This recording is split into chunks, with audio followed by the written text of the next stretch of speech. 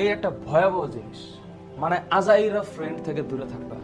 Lifeless কিছু পোলাপান আছে যাদের কথাবার্তার মধ্যে এই বন্ধু জানাস ওই হয়েছে সেই হয়েছে, কার জীবনে কি হয়েছে, নিজের জীবনের খবর নাই, নিজের ঘরের খবর নাই, নিজের লেখাপড়া ঠিক নাই, আছে খালি চল চল এটা করি সেটা করি এই সেই।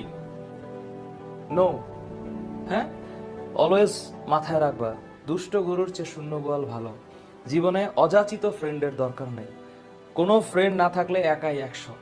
আর যদি ফ্রেন্ড একটা মনের মতো পাও, পৃথিবীতে কেউ মনের মতো হয় না, মনের মতো করে নিতে হয়। হ্যাঁ, তুমি তোমার নিজের দিকে খেয়াল রাখো। বাই চান্স তোমার যদি ফ্রেন্ড কন্টিনিউ করার বা ফ্রেন্ডশিপ বজায় রাখার ক্ষমতা থাকে, অটোমেটিক তোমার লাইফের সাথে কিছু মানুষ জুড়ে যাবে। ভালো ফ্রেন্ড হচ্ছে জীবনের জন্য একটা ব্লেসিং। যদি না থাকে কষ্ট পাও না, যদি থাকে আলহামদুলিল্লাহ। কিন্তু আইডেন্টিফাই করে অসৎ সঙ্গ যেন না থাকে। অপ্রয়োজনীয় কোনো সম্পর্ক, আল্লাহর ওয়াস্তে সম্পর্ক, রিলেশনশিপ, তোমাদের কাছে হাত জোর করতেছি। হ্যাঁ, এখন মনে করো যে হরমোনাল যে বাড়ি, কত কিছু যে ভালো লাগবে না, আহা দেখলেই ভালো লাগে। ওয়াও, এমন করে তাকাইছে ভালো লেগেছে, ওইভাবে হাসি দিয়েছে ভালো লেগেছে, ভালো জিনিস ভালো। কিন্তু এখানে একটা শব্দ আছে লিপ্ত। এই লিপ্ত মানে হচ্ছে আটকে যাওয়া, স্টিক হওয়া যাবে না।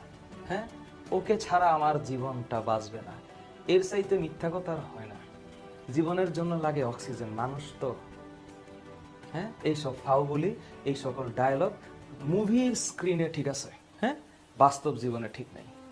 বাস্তব জীবনে আবেগ বিবেক দুইটাই লাগবে।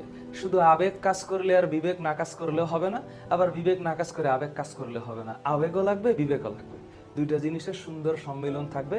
Last point, social media, Facebook, TikTok. TikTok না করে জীবনটার একটু ঠিকঠাক করো, তাহলেই দেখবা মাশাআল্লাহ আলহামদুলিল্লাহ সবার জন্য শুভকামনা।